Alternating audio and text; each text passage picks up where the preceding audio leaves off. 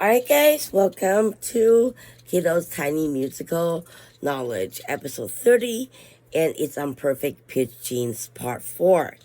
We're getting a little more medical now, so if you can't follow, it's okay. Do your research, understand that. The gene does exist, and, if you have perfect pitch, you are special. We are special. Alright, so chromosome 8q24.21 is linked to perfect pitch, the ability to identify musical notes without the reference tone.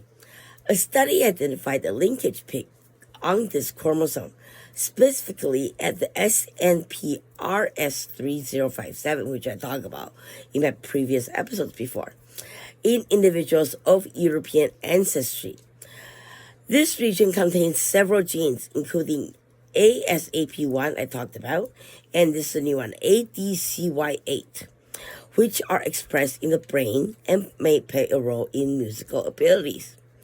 So here's a more detailed explanation on the genetic predisposition. I don't know if you guys are interested in learning this, but for me, coming from like a medical family, and being not a doctor, I'm still interested in these topics. Anyways, I'm gonna keep talking. So fast forward if you don't want me to break down, but it's important. Inheritance, obviously I talked about, but it says it carries by a single gene and it's not sex linked, which means that it is not just for, either guy or girl that's more prominent. Like when you have diabetes, it's more for guys, like as you gets it or all that. Linkage to AQ24.21, which I mentioned, is a genome-wide study. Found a strong linkage between chromosome and AQ24.21 and perfect pitch, particularly in individuals of European ancestry. The SNPRS3057 that I talked about is the strongest evidence for linkage in this region, which was found in this chromosome. Okay, there is also UGT8 gene, which is found on chromosome 4q22 and 4q23. Look, I'm not a genomics person. I was a genomics strategist for a genomics company about 15 years ago. I don't know too much about it, but I did do my research and, I will do my best to explain, obviously. Other chromosomes. Oh, hold on. No, I'm talking about UGT8. It's found in chromosome 4q22 and 4q23. It is highly expressed in the central nervous system and has been associated with musical aptitude.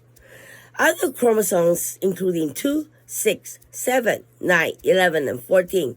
What are we doing here? Prime numbers? Joking.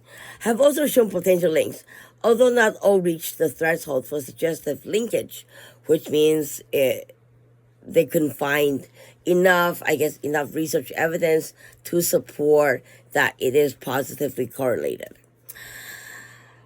or how much it is positively correlated.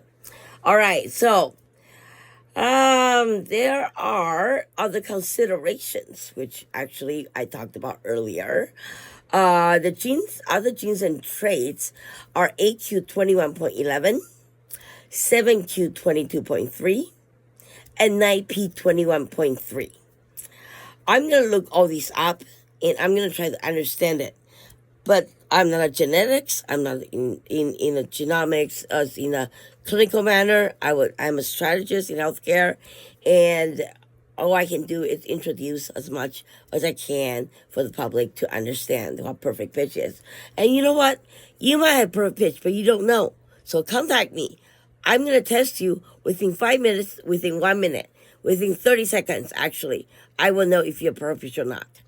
And I can actually train you on relative pitch or developing relative pitch as an adult. And if you want kids to do a video conferencing with me, I can teach them music. They might be able to get perfect pitch before the age of 3 to 5 years old. So you can always give me a call, give me a shout. Got my numbers, look it up. Other consideration, loss of perfect pitch. Some theories suggest that humans may be born with perfect pitch. Yes, I think I was born playing drums in my mom's tummy. And lose it over time due to a lack of continued exposure and training. You don't lose perfect pitch. you don't. You once you have it, you have it. It's in your genes. So I in a way disagree with this this sentence that was searched with in an article. Sorry.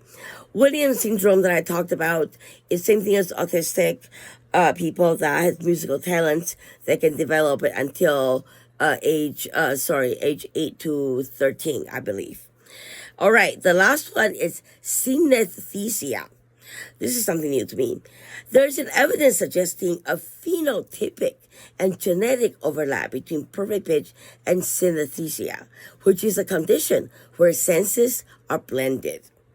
So take care, and I hope you enjoyed this episode. Bye. Good night.